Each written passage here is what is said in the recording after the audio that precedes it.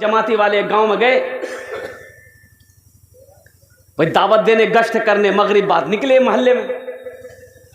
एक बूढ़े मियाँ थे, सलाम दुआ हुए, बोला कि चचा जमात आई है, थोड़ा चलिए साथ में हम लोगों का। बोला नहीं बेटा, घुटना में ना ताकत नहीं है। बोला तो ऐसा कीजिए आप मस्जिद ही चलिए नमाज। तो बुढ़वा बोला कि बेटा एक बात बोले। बोले हाँ बोलिए। बोले बेटा हम जब भी नमाज पढ़ते हैं ना कुछ मेरे घर में हो जाता है। बोले क्यों बोली जाओ। बोले बेटा हम जब भी नमाज पढ़ते हैं मेरे घर में कुछ ना कुछ हो जाता है। बोला हाँ ऐसा मत सोचिए, ऐसा मत बोलिए, ऐसा नहीं सोचिए, ये शैतानी वसवसा है, शैतान आपको बहका रहा है। तो बूढ़ा का एक जवान बेटा था, बोला कि ठीक है आप नहीं जाइएगा तो अपना बेटा को ही भेज दीजिए, कम से कम जवान बेटा है, नमाजी बन जाएगा। तो बड़ा मजबूर हो गया बूढ़ा, तो बेटा को तैयार किया, बेटा जमाती लोगों के साथ में चला गया। गश्त करते करते मस्जिद गया, इशा की नमाज हुई, अब जमाती लोगों ने वहीं बैठा लिया, नौजवान को बैठा लिया, बेटा तू खाना खा ले। खाना खा लिया तो बातचीत करते करते रात हो गई, तो बोला तुम भी मस्जिद में सो जाओ, फजर पढ़ के घर चले जाना। ये नौजवान मस्जिद में सो गया। आई तफाकन कहिए 3 बजे रात भोर में इसके बाप की तबीयत खराब हुई, बुढ़वा 1 घंटा में मर गया। ये लड़का को पता चला, सुबह भागा भागा घर आया, और कुर्बान जाओ अल्लाह अकबर कबीरा।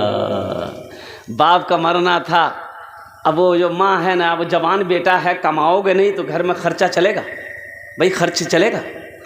अब परेशान है, माँ यहाँ वहाँ काम करके खाना खिला रही है। तो 2-4 महीना हो गया तो माँ बोली कि बेटा तुम इतना बड़ा हो गया है, जाना पंजाब दिल्ली जाना, कमाना, घर छोड़ना, जाना, लाएगा नहीं, 10 पैसा खाएंगे कैसे। तो नौजवान बोला कि नहीं हमसे ना काम होगा ना धंधा होगा, हमसे कुछ नहीं होगा, माँ तू ही काम कर, जो करना तुम कैसे भी हो हमको खिलाओ, हमको ये सब टेंशन नहीं लेना है। तो माँ होती है ना, माँ गुस्सा गई एक दिन, बोले तुम्हारा खाना बंद कर देंगे हम तुमको, बूढ़ा आदमी कमा के कब तक खिलाएंगे, तुमको शर्म नहीं आती है, घर से निकल जाओ। ये नौजवान बोला अच्छा तो हमारा घर से निकाल गए। एक दिन नमाज पढ़े गिलान पवा गेले नहीं, और दूसरी बार फिर मस्जिद गिलान तुरे बारिश हो। आप बुढ़िया बोली नहीं बेटा मत जो नमाज पढ़ ली, हम मैं कमा के खिला दूँ तोरा।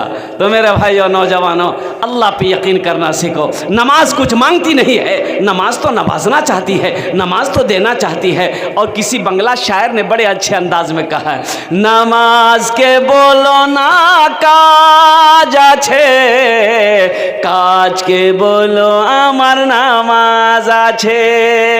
नमाज के बोलो ना काज आछे, काज के बोलो आमार नामाज आछे। नमाज को ये ना बोलो कि हमको काम है, हम काम करेंगे तुमको नहीं पढ़ेंगे। काम को ये बोलो कि पहले मेरी नमाज है, पहले हम नमाज पढ़ेंगे फिर काम करेंगे। इंशाल्लाह यकीन करेंगे, इंशाल्लाह अमल करेंगे मेरे भाई। तो मौजूद सामीन किराम, अल्लाह के रसूल जनाब मोहम्मदुर रसूलुल्लाह सल्लल्लाहु अलैहि वसल्लम हिजरत फरमा कर जब मदीना पहुँचे ना, जब मदीना पहुँचे तो सबसे पहली फुर्सत में, मदीना पहुँचने से पहले एक जगह ठहरे और मस्जिद क़ुबा की बुनियाद रखी, मस्जिद क़ुबा की बुनियाद रखी। जब वहाँ से जुमे की नमाज़ पढ़कर अल्लाह के रसूल सल्लल्लाहु अलैहि वसल्लम जब मदीना पहुँचे तो मस्जिद नबवी की बुनियाद रखी। और जानते हैं, कुर्बान जाइए, मस्जिद नबवी की ज़मीन खरीदी गई, वो सहाबा पे कुर्बान जाइए। उस वक्त अभी हिजरत फरमाकर मक्का से मदीना गए ही थे, दौलत मक्का में छोड़कर गए थे, सोना चांदी मक्का में छोड़कर गए थे, अपनी हवेली मक्का में छोड़कर गए थे, खाली हाथ मदीना गए थे। लेकिन कुर्बान जाओ, वहां मस्जिद बनानी है तो सहाबा ने कहा या रसूल अल्लाह आप इजाजत दें, मस्जिद हम लोग बनाएंगे।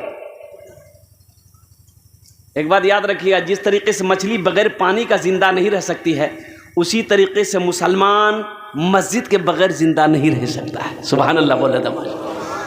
मुसलमान मस्जिद के बगैर जिंदा नहीं रह सकता है।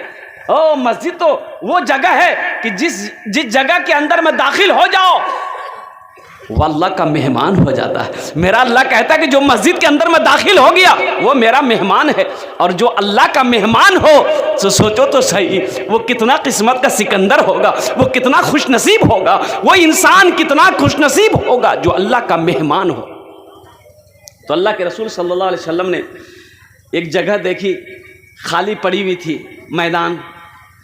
तो आपने फरमाया भाई ज़मीन किसकी है? कहा या रसूलल्लाह 2 यतीम बच्चों की ज़मीन है, बाप नहीं है, बाप का इंतकाल हो गया है, चचा है, चचा की किफ़ालत में दोनों बच्चों की परवरिश हो रही है। कहा कि ऐसा करो चचा को भी बुलाओ, उन 2 यतीम बच्चों को भी बुलाओ। देखिए मसला समझिए, बात को समझिए। सरकारी ज़मीन पे मस्जिद बनाना जायज़ नहीं है। किसी की ज़मीन पे बग़ैर इजाज़त मस्जिद बनाना जायज़ नहीं है। मस्जिद खालिस वक्फ़ किया हुआ ज़मीन पे ही मस्जिद बनेगी। जिस ज़मीन को ख़रीदा गया है या किसी ने वक्फ़ कर दिया, दान कर दिया, यहाँ ये मस्जिद में मैं दे रहा हूँ। ज़बरदस्ती किसी की ज़मीन पे मस्जिद जायज़ नहीं है। सरकारी ज़मीन पे मस्जिद बनाना जायज़ नहीं है। गैर कानूनी ज़मीन पर मस्जिद बनाना जायज़ नहीं है। तो अल्लाह के रसूल ने फरमाया ये ज़मीन तुम्हारी है? कहा या रसूलल्लाह मेरी है। कहा कि इसको बेचोगे? कहा कि आप क्या करेंगे? तो अल्लाह के रसूल ने इरशाद फरमाया ये ज़मीन अगर तुम बेचोगे, हम इस ज़मीन को ख़रीदेंगे और ख़रीद कर इस ज़मीन पर हम अल्लाह का घर बनाएंगे। सुभान अल्लाह बोले तो ऐ काश मदीने में एक अपना भी घर होता, ऐ काश मदीने में एक अपना भी घर होता, ऐ काश मदीने में एक अपना भी घर होता, सरकार के कदमों में हर लम्हा बसर होता, सरकार के कदमों में हर लम्हा बसर होता। तो ज़मीन वाले ने कहा या रसूल अल्लाह ये ज़मीन मैं आपको दे रहा हूँ मस्जिद बना ले। बोले नहीं, कुछ कीमत लेनी होगी। वो राज़ी हो गया। एक कीमत तय हुई, मस्जिद नबवी की ज़मीन की एक कीमत तय हुई। ज़मीन वाला राज़ी हुआ तो मजमे में से एक सहाबी खड़े हुए। देखिएगा हौसला, देखिए हौसला, देखिए जज्बा, देखिए मोहब्बत, देखिए इखलास, देखिए। वो सहाबी रसूल खड़े हुए और उन्होंने कहा या रसूल अल्लाह जो ज़मीन की कीमत तय हुई है उस ज़मीन की कीमत मैं अकेले अदा करूँगा। सुभान अल्लाह बोला तो माशाअल्लाह। उस ज़मीन की कीमत मैं अकेले अदा करूँगा। वो कौन खुशनसीब सहाबी रसूल थे जिन्होंने मस्जिद नबवी की ज़मीन की कीमत अकेले अदा करी थी। मैं उसका नाम बताने की कोशिश करूँगा। मेरे भाइयों ये मस्जिद, जिस मस्जिद का जलसा है, दूसरी मंजिल की छत ढलाई है। अल्हम्दुलिल्लाह इसमें हिस्सा लेंगे मेरे भाई इंशाअल्लाह हिस्सा लेंगे। और ये जन्नत में घर बनाना है, महल बना लो। अल्लाह के रसूल ने इरशाद फरमाया मन बना लिल्लाहि मस्जिदन बनल्लाहु लहू बैतन फिल जन्ना। जिसने दुनिया में अल्लाह का घर बनाया अल्लाह उसके लिए जन्नत में आलीशान महल बनाए। आज ज़मीन अल्लाह ने दिया है, अल्लाह का घर बना दो। मौलाना मंजूर नोमानी साहब कह रहे थे 0 माइल के, यह अररिया ज़िला कौन बस्ती मुझे याद नहीं है, बहुत पुरानी मस्जिद थी, ऊपर में छप्पर है, दीवार भी टट्टी की दीवार। और ये गरीब आदमी था बेचारा, 4 बेटे का बाप, 2-4 बीघा ज़मीन का मालिक था बेचारा। एक दिन क्या हुआ, अपने जवान बेटों को बैठाया, बोला बेटा बैठो मशवरा है, बेटा बैठो मशवरा है।